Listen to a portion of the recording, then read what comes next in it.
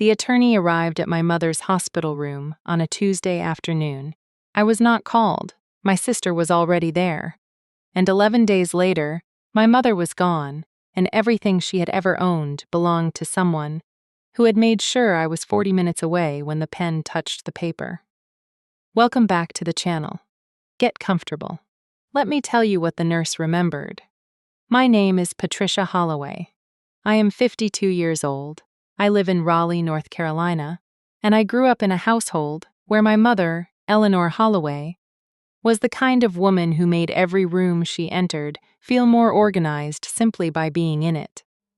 She was a retired school librarian who had spent 31 years teaching children that information was the most valuable thing a person could possess, and she had applied that same philosophy to her own life with a consistency that expressed itself in everything from the meticulous filing system she kept for household documents to the specific and detailed conversations she had with both her daughters about her wishes for her estate, conversations that were clear and direct and repeated enough times over enough years that I believed, going into the final chapter of her illness, that there was simply no ambiguity about what she wanted and who she had decided to trust with the things she was leaving behind.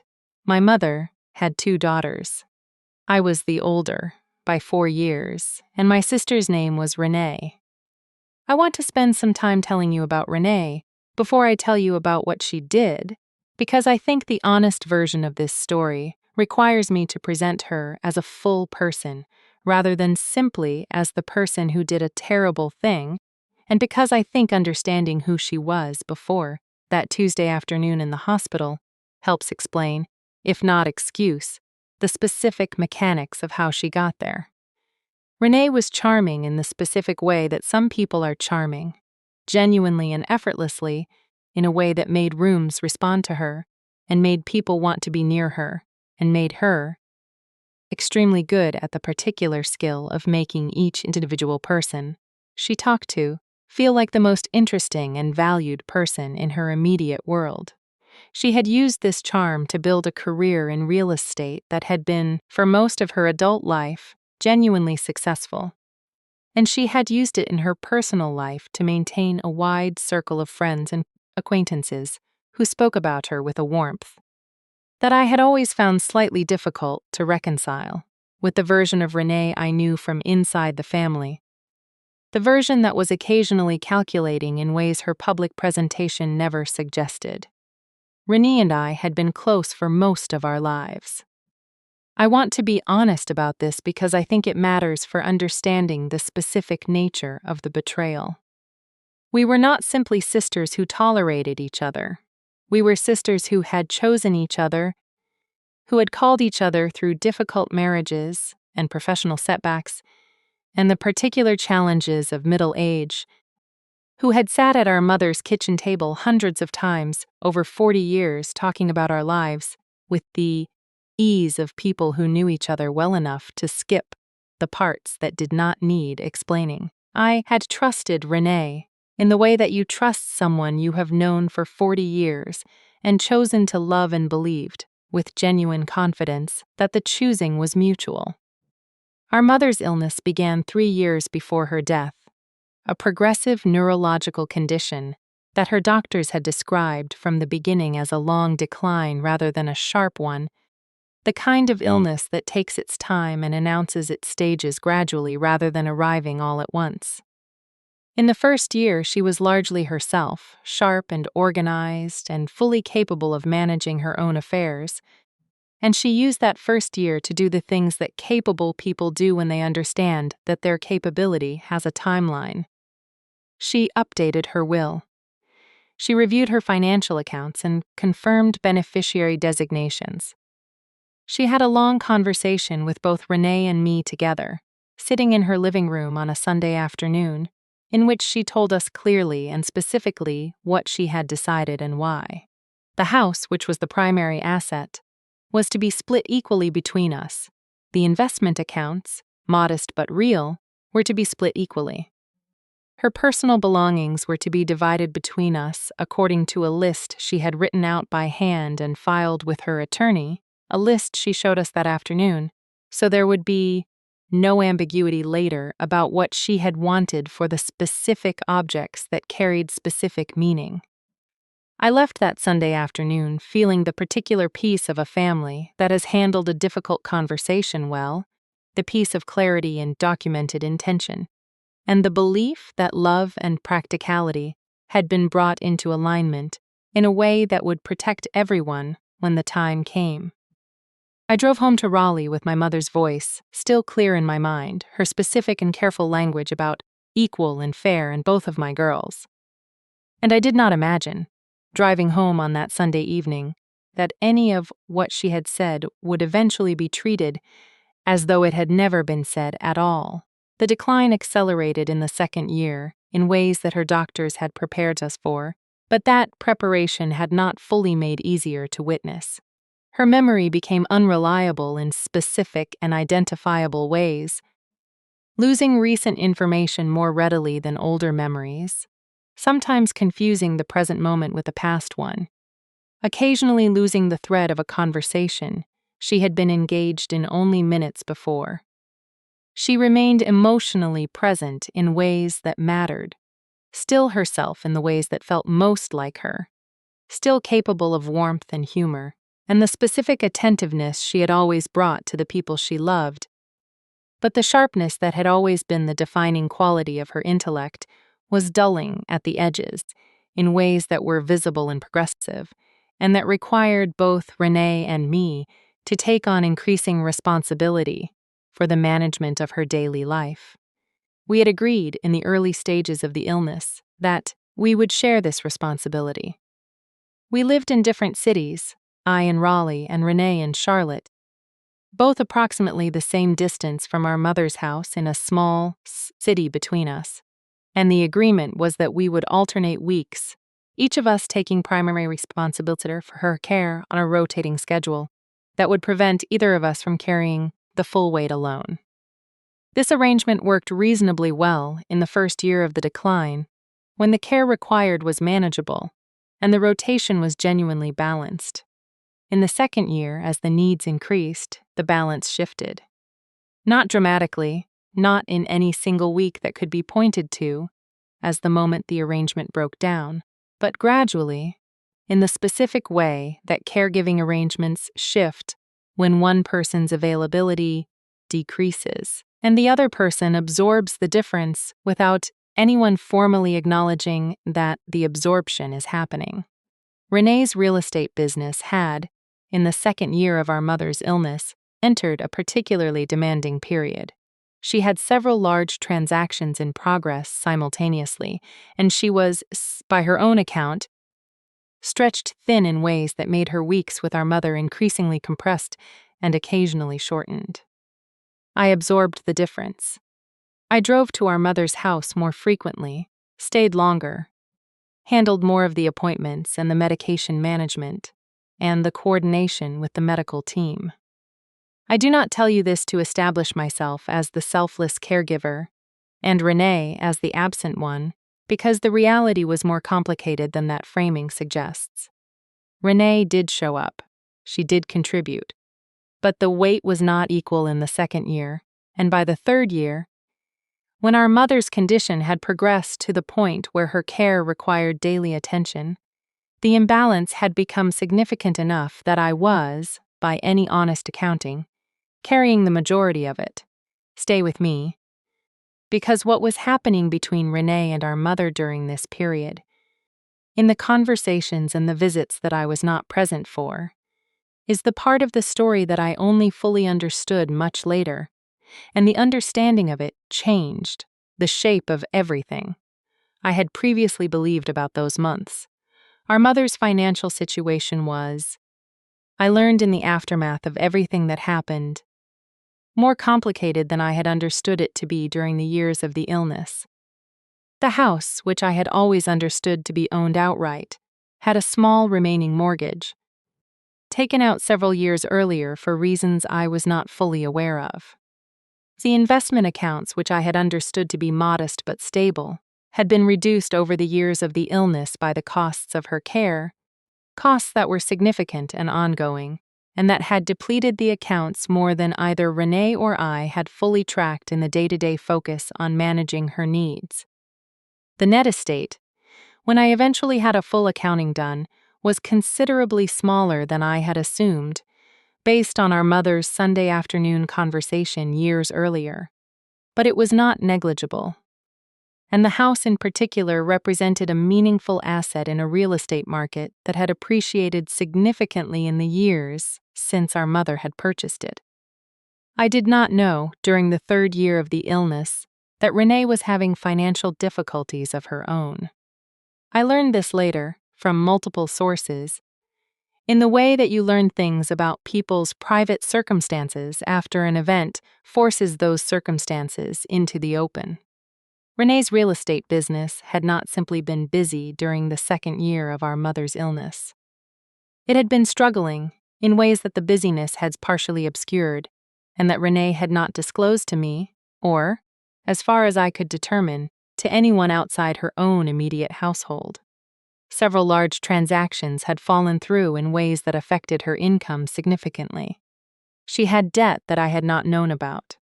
She was, by the time our mother entered the final stage of her illness, in a financial position that made the question of the inheritance considerably more urgent than it had been.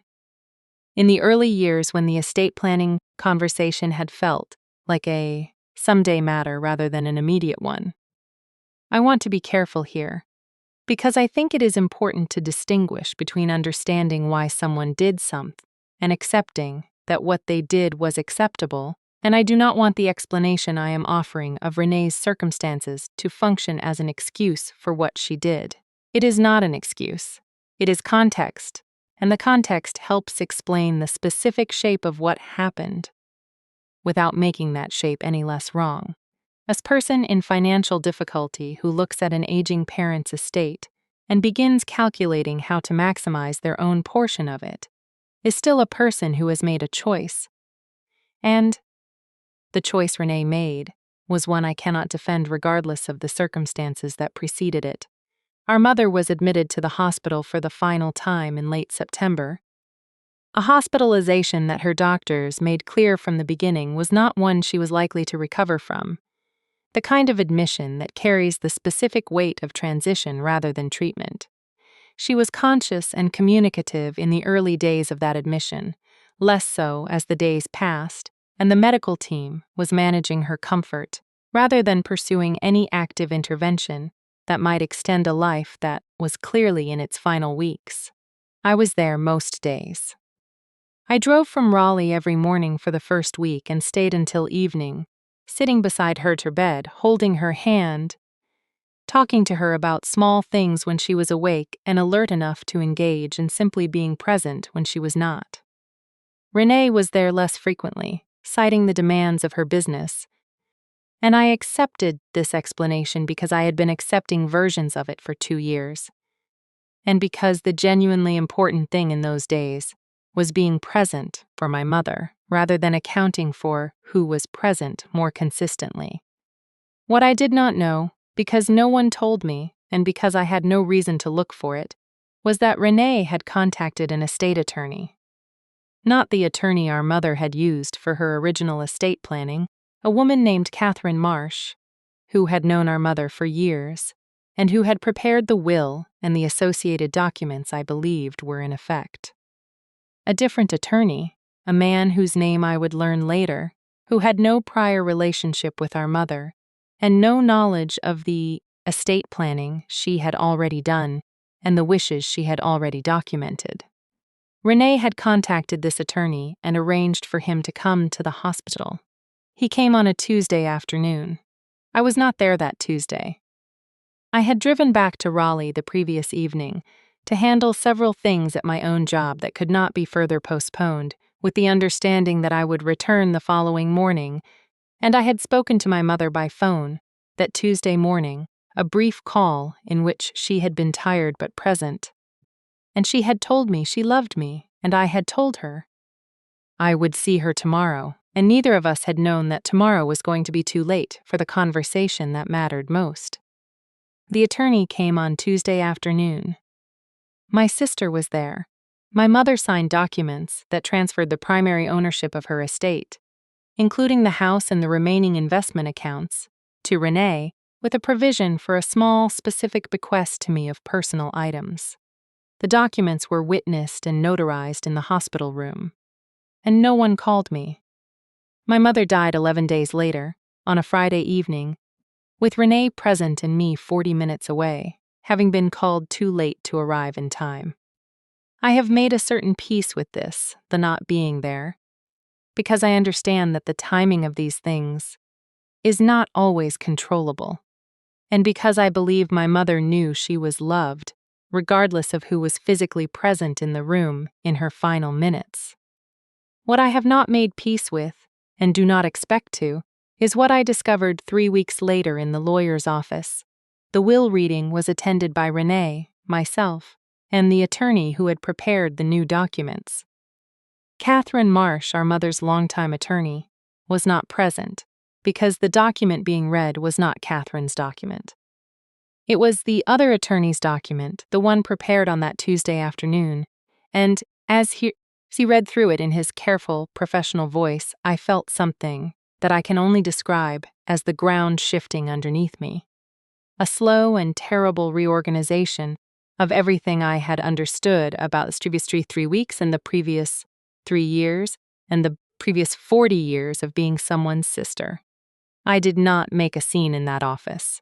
I want to tell you this because I think it matters for understanding who I am and how I operate under pressure, and because I think the absence of a scene in that moment was one of the better decisions I made in the entire 2 years that followed. I sat in my chair and I listened to the entire document, and I asked the attorney, when he finished, for a copy, and I put the copy in my bag, and I stood up and I looked at Renee and I said I would be in touch. And I walked out of that office, and I sat in my car in the parking lot for 20 minutes before I drove away. I called a lawyer that same afternoon. Her name was Margaret Okafor, and she specialized in estate litigation, a field I had known nothing about before that day, and that I learned a great deal about in the weeks that followed.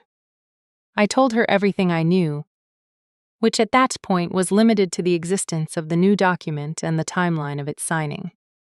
And she told me that what I was describing, a will signed in a hospital by a person in the advanced stages of a progressive neurological condition, prepared by an attorney with no prior relationship with the signatory, in the presence of only one of the 2 beneficiaries of the previous will, raised questions that were worth examining carefully.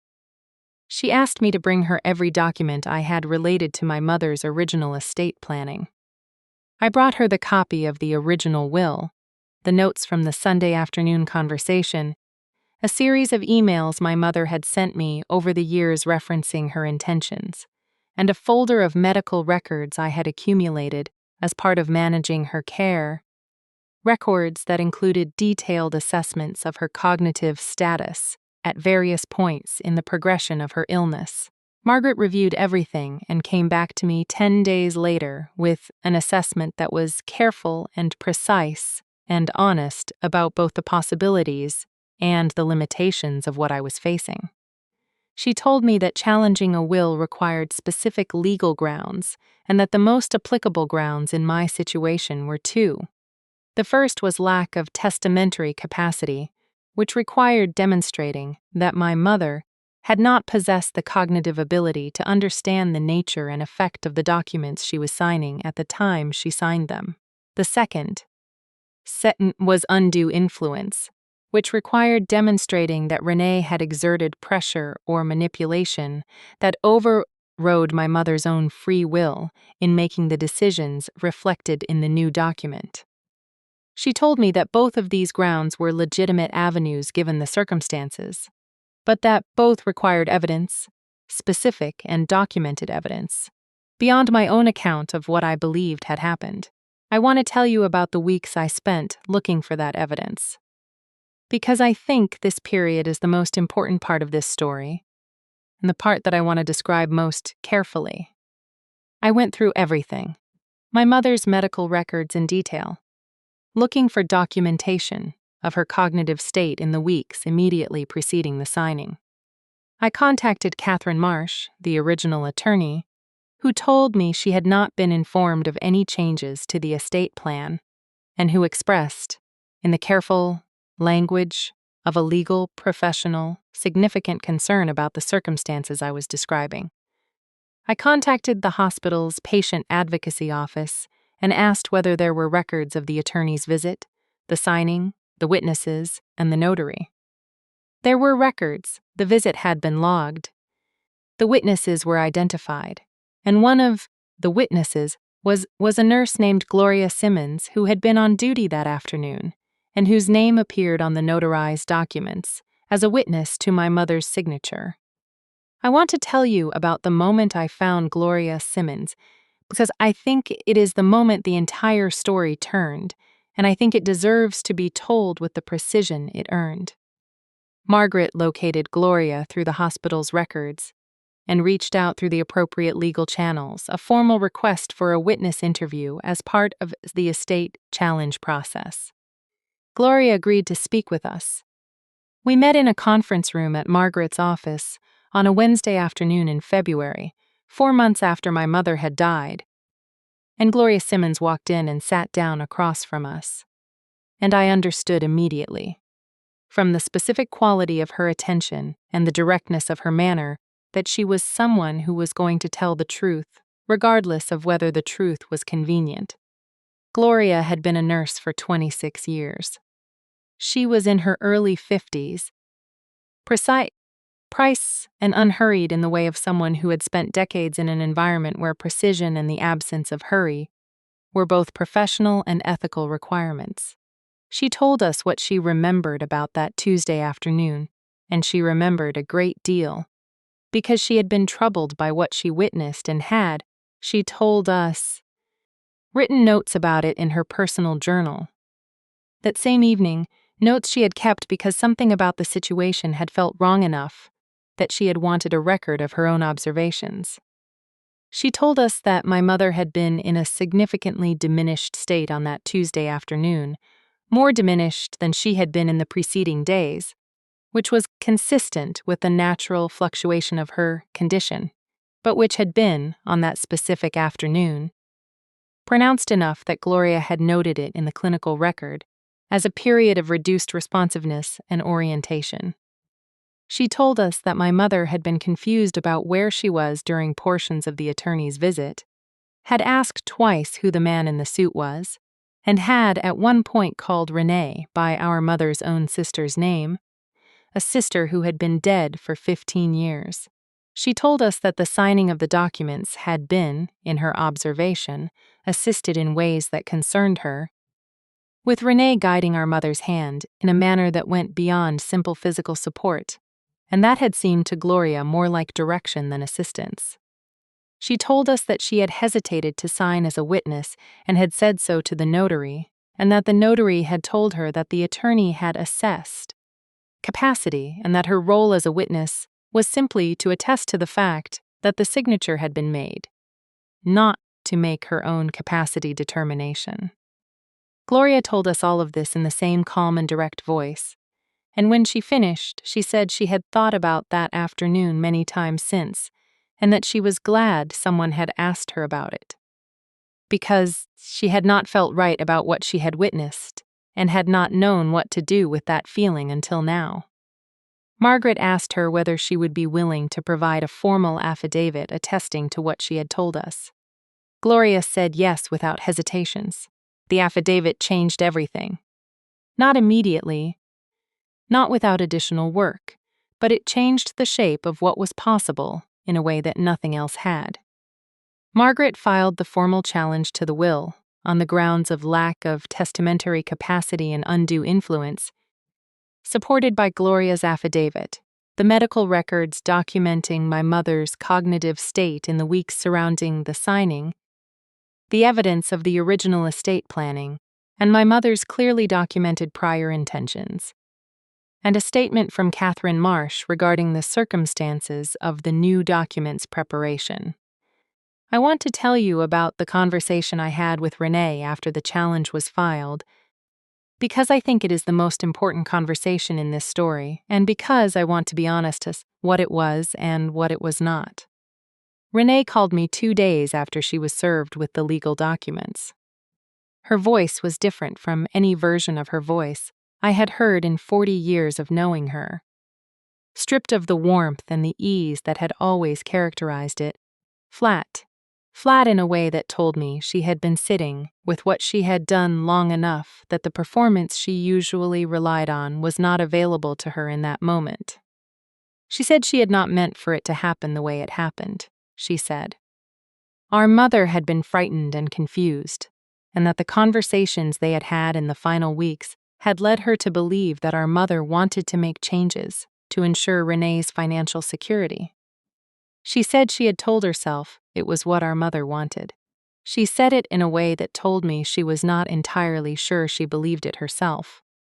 I listened to all of it without interrupting, and when she finished, I told her that I did not think our mother, on that Tuesday afternoon, had possessed the clarity to want anything with the specificity that a legal document required, and that I thought Renee knew this as well as I did, and that the question of what to do about it was now in the hands of attorneys and a court, rather than between the two of us.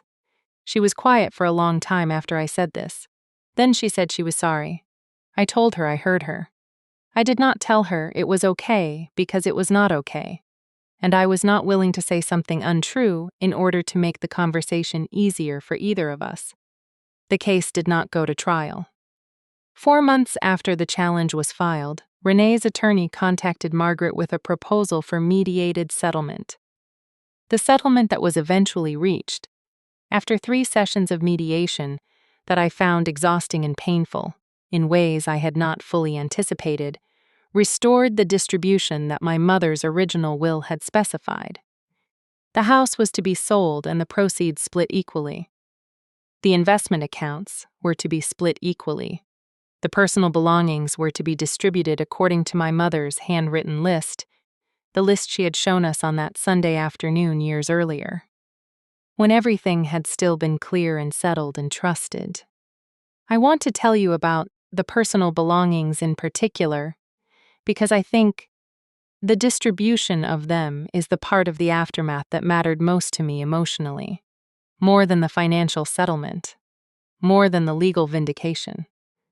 My mother's handwritten list specified certain objects for each of us with an attentiveness that reflected exactly who she was, the school librarian who understood that specific things carried specific meaning, and that the meaning was worth recording precisely. To me, she had left her own mother's ring, a simple gold band that I had admired since childhood, and the specific edition of a book she had read to me so many times when I was young that I could still recite the opening pages from memory, and her filing system, the meticulous household document system that was, in its own way, a record of an entire life managed with care and intention. I received these things in the week after the settlement closed, and I sat with them for a long time, the ring on my finger and the book in my hands and the filing system open on my kitchen table. And I felt my mother more completely in those specific objects than I had felt her anywhere since she died.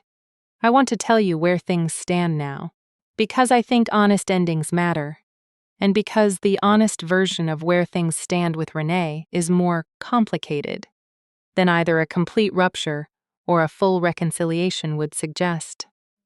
We have not spoken since the mediation ended. Not because I have made a permanent decision about the future of our relationship, but because I am still, 18 months after the settlement, in the process of understanding what the relationship actually was and what, if anything, it can be going forward. 40 years of closeness does not simply dissolve because of a betrayal, even a significant one. But a significant betrayal also does not simply dissolve because of 40 years of closeness. I am sitting with both of these truths simultaneously, and I have not yet arrived at a conclusion about what they add up to. I am giving myself permission to take the time that requires. Gloria Simmons I think about often.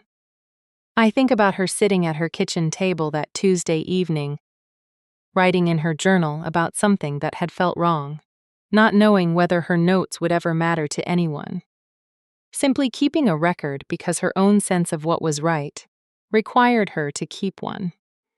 I think about what it means that a woman I had never met, a nurse doing her job in a hospital corridor, was the person whose honesty made it possible for my mother's true wishes to be honored after her death.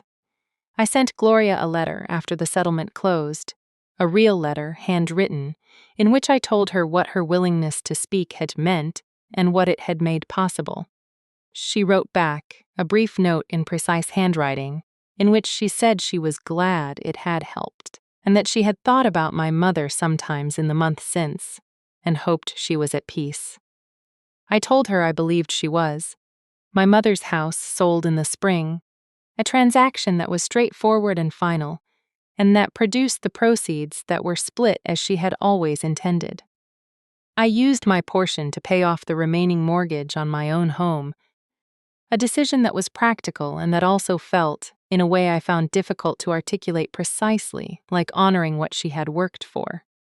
The house itself I drove past once, after the sale, on a Sunday afternoon, and I sat in my car outside it for a few minutes, and looked at it, and thought about all the Sunday afternoons inside it, and the filing system, and the book she read to me, and the specific and careful woman who had lived there, and made everything clear and trusted us to honor the clarity.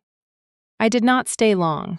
I drove home to Raleigh and I sat on my own porch in the late spring afternoon, and I felt, underneath the grief and the anger and the exhaustion of 2 years of fighting for something that should never have required fighting for, the specific and quiet satisfaction of a truth that had refused to stay buried.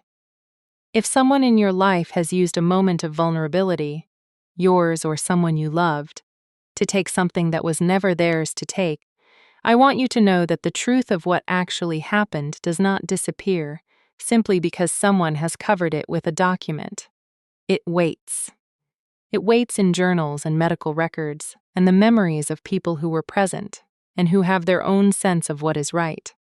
And sometimes, if you are willing to look carefully and ask the right questions of the right people, the truth finds its way back to the surface and does exactly what truth is supposed to do.